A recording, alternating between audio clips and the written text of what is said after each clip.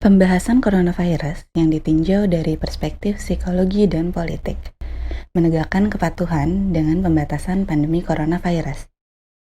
Ketika dunia menghadapi ancaman coronavirus, banyak pemimpin nasional di seluruh dunia mulai mengenalinya sebagai ancaman kesehatan dan keamanan nasional yang sesungguhnya.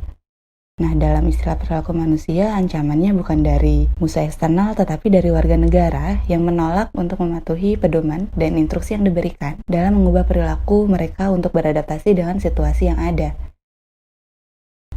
Individu dengan coronavirus yang menolak untuk patuh adalah ancaman aktif atau berkelanjutan bagi orang lain bahkan dirinya sendiri.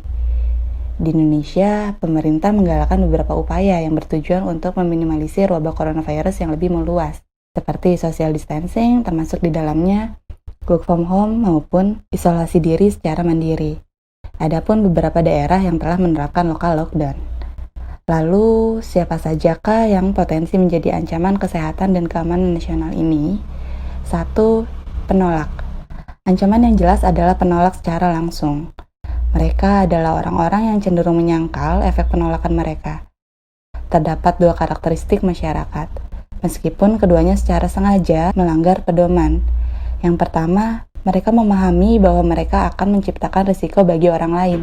Sementara yang kedua menyangkal hal itu. Kadang-kadang mengadopsi sikap itu tidak akan terjadi kepada saya. Yang kedua, yaitu penyangkal, yang kepribadian dan identitas sosialnya merupakan pusat fungsi sehari-hari mereka. Orang-orang yang lebih terbuka dan berinteraksi secara aktif dalam lingkungan sosial mereka akan paling menderita dengan program menjauhkan diri dari rutinitas mereka ini. Penyesuaian mereka mungkin memerlukan lebih banyak waktu.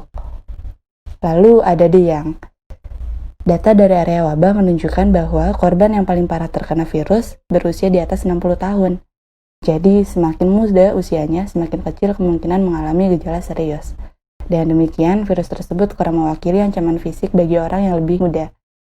Sementara semua orang dewasa secara kognitif memahami tanggung jawab pribadi mereka, mengikuti instruksi pemerintah.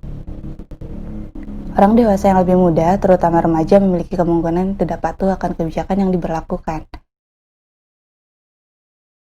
Faktor budaya, agama, dan suku menimbulkan tantangan tambahan.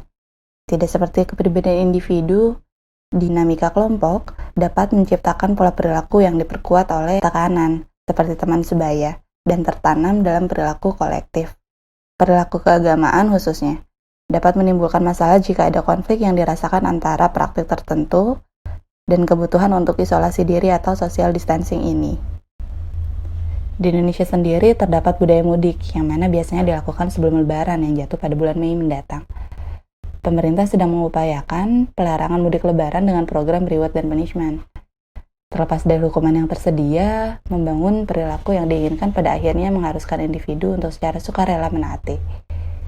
Ini akan terjadi ketika orang merasakan bahwa manfaat yang diperoleh dari kepatuhan melebihi manfaat penolakan. Lalu, bagaimanakah upaya yang bisa dilakukan? Memberikan informasi secara akurat dan dapat diandalkan adalah elemen utama dalam memastikan kepatuhan terhadap pedoman coronavirus. Ketika publik mempercayai sumbernya, kepatuhan akan lebih besar. Pemerintah harus selalu transparan dan terbuka akan informasi kepada masyarakatnya. Mari secara bersama-sama kita melawan penyebaran coronavirus untuk kebaikan bersama, dengan mengikuti kebijakan yang ditetapkan dan tetap menjaga kesehatan fisik maupun psikologis kita. Sehat selalu!